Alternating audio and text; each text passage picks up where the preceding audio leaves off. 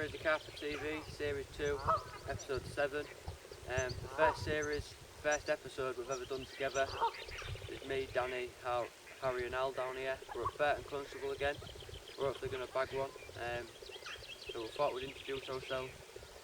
We're not next to each other, so there's probably about 50-yard gap, so you will see us throughout the day. But I thought we'd say hello, blah de blah de blah, and we'll keep you informed with all our blogs, tackle tips, etc. It'll be a bit different because you'll have Harry and Al talking to you as well, taking you another aspect of fishing. So we'll keep you informed, and if these lot have got anything to say. Zig masterclass.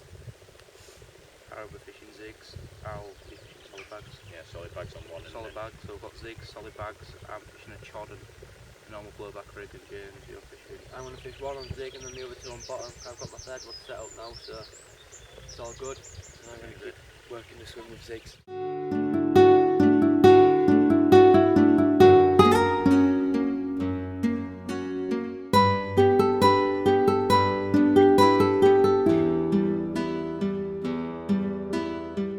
Guys, we're going to talk you through my middle rod setup.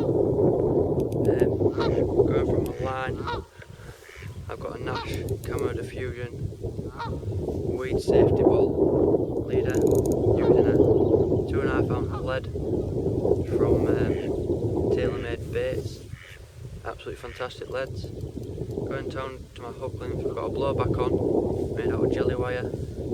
I've got a silicone sleeve, and I've got a curved shank hook with a bit of shrink tube, rig swing, crab and crape oily from B&B, stock piece of sweet corn. What I'm going to do to that is rub it, I'm going to dip it in B&B before I cast it out, so it gives a bit of a slick off, get my line settle, get my bobbin on.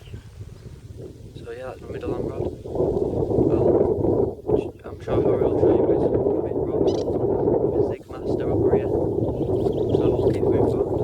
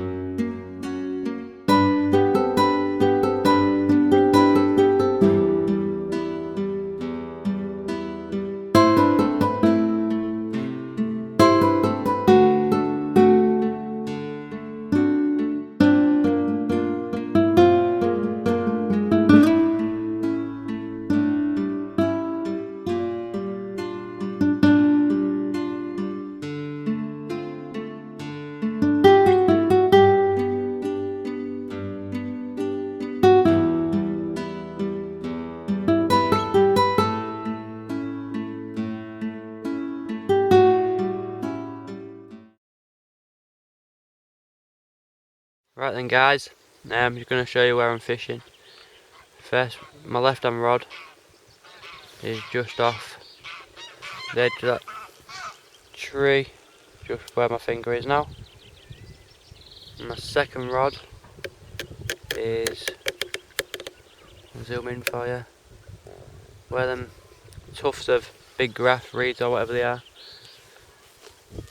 I've got one in the small one there, halfway across in the channel, and there's a big one there, and I've got that on the bank, near the bank, about 5 foot off. I've told you what rigs I'm fishing already, and then Harry, he's fishing 2 zigs, just in open water, in line with that big tuft of reeds there, where that man is now.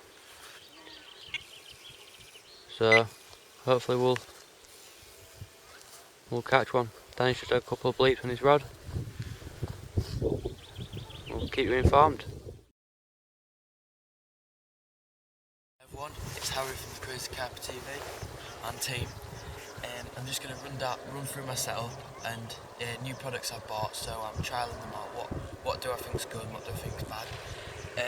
Firstly, I'm fishing in the channel in the lake. You've seen the lake. James already run you through where I'm fishing. We'll start with the rods. Brand new rods for me, first time I've got them out. The Nash Entities, £3, and they've had great reviews. I emailed in Nash speaking to him about the ability to cast far and have good playing action, because end of the day you want to have a good fight. You don't want to just be feeling like you're reeling in a brick. So they replied back saying they're great for that. Unfortunately I haven't had anything yet, so I haven't tried the playing ability, but the casting's perfect, really nice. The rod gets back to stationary position straight away, so making more accurate casting. Then we'll go to the reels. I got them last season, the Shimano 5500 Ultegras XTBs. They're like mini pits basically. I didn't want big bulky pits, so I thought, oh, great reel, and I'm a big fan of Shimano, so I chose them. Never let me down, really good reel. Then we've got subline on, because I've changed from my fluoros too stretched out, and I'm wary that it's just going to snap and it's not doing the job, so I've gone back to subline, mono. And then we go up to the battle arms and the Nash Sirens RS1s. They're both in blue. I got them at the start of the season. The only downside I would say is the ability to get them set up straight away. Once you've got them set up, you're fine, but it is a very, very, very hard thing to do. It's a bit very fiddly. And then the Fox bobbins come with loads of accessories to weight up. I've got them as light as I can because I'm fishing jigs with tight lines. That's my setup. Thanks for watching.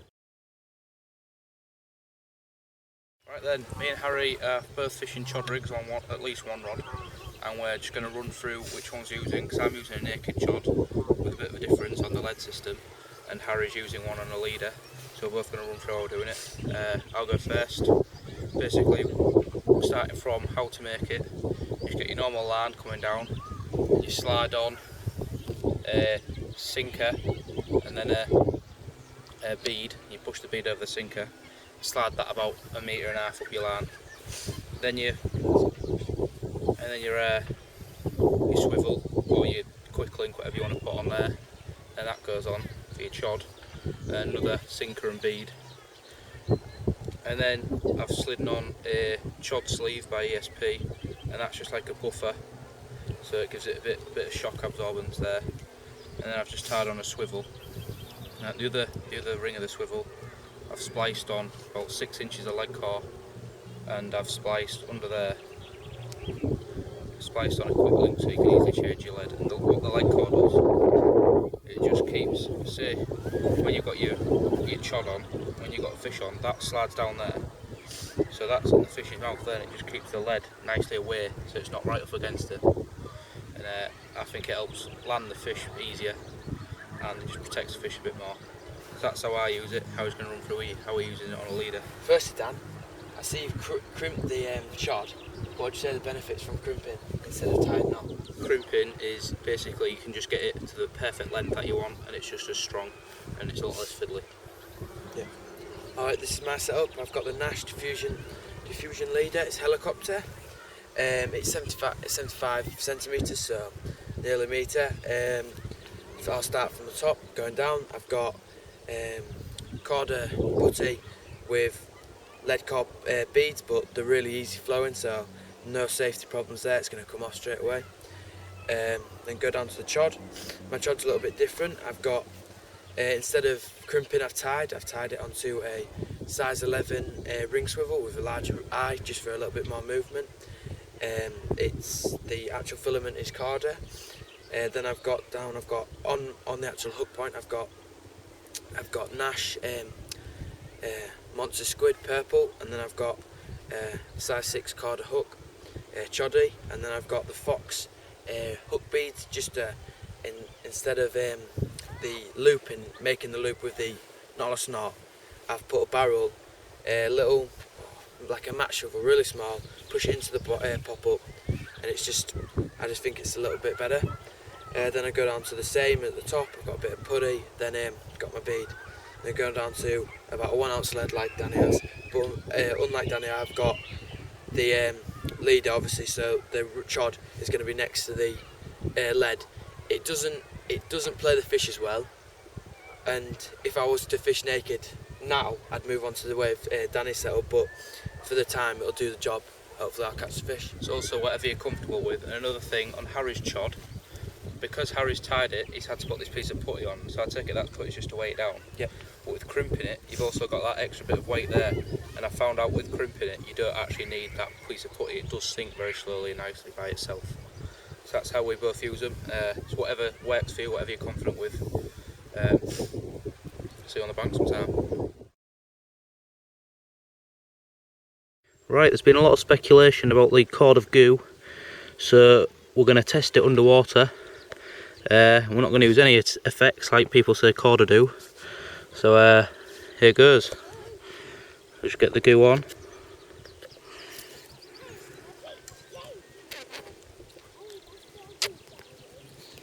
Put a lot on there. And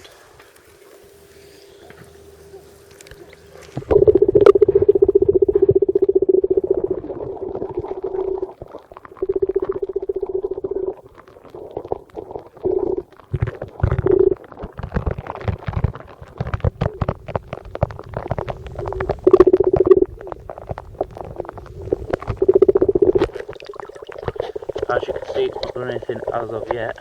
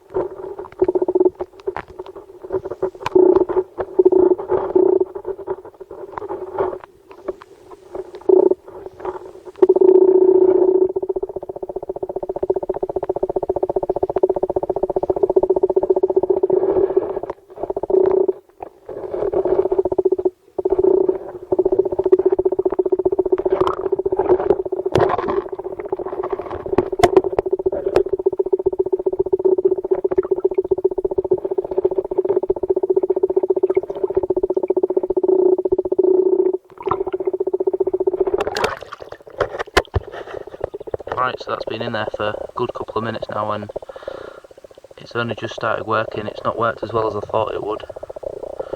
So, see you in a bit. Hi guys, I don't really know what blog it is. We haven't really been doing blogs, have we? But we thought we'd keep you updated. We've not had anything.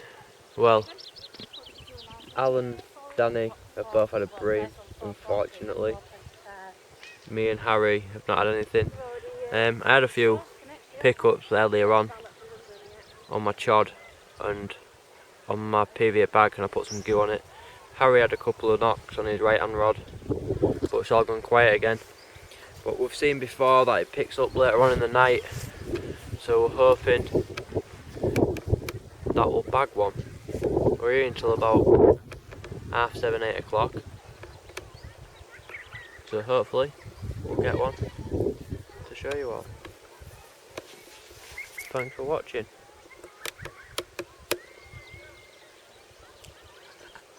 You see that guy?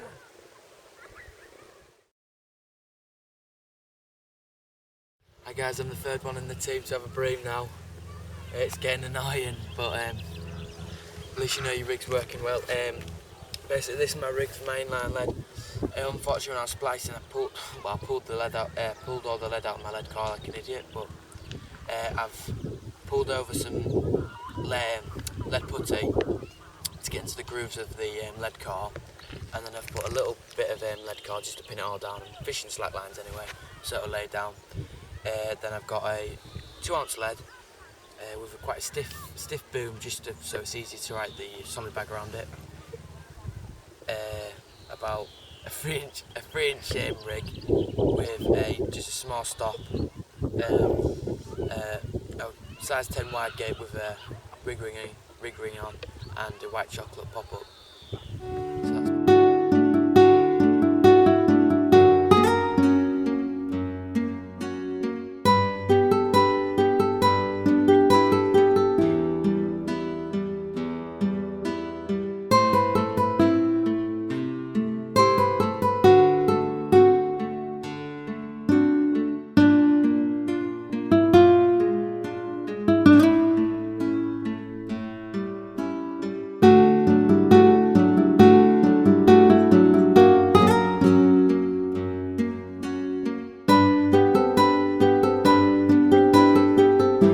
Right then guys, the end of the session of our trip at Burton Constable. As you've watched the rest of the video, we obviously blanked, sadly. I think it's due to it was Bank Holiday Monday, the amount of pressure in the lake. There was another 3 people fishing the lake that we knew, and they never caught either. There were 2 fish out today, one from Chris the bailiff, £8 English mirror common, and then his son also had a £7 English common. So you'd expect that from them, considering they're in the lake off back of the Rands. So that'll be it from me, and I'll pass it over to these lot. Yeah, sadly we blanked, but it's the first time we've all been on the bank together for this season, and last we didn't manage to get on the bank together fully last season, so it's been a change, but unfortunately we blanked. Through this season I'm going to be getting onto a dating what I call majestic pool. It's quite weedy, and my preferred rig and setup is solid bags over there, so over the time when I'm preparing to go there, I'll be setting up solid bags, tying the rigs, showing you what's my preferred way, so I'll do some videos to catch up on them. So yeah, I blanked, but I caught a bream, but that don't really count. Nothing was really happening my end, and well, that was it really, nothing at all. I was fishing next to Al, and like Al said, there was nothing much really. The 2 fish that were caught were next to James. But James is sadly island, so I think the fish might have been down there because of the warm wind pushing down that end. Sadly I lost one later on, just due to a hook pull. I think Harry lost one as well, or a couple, but that's just unfortunate.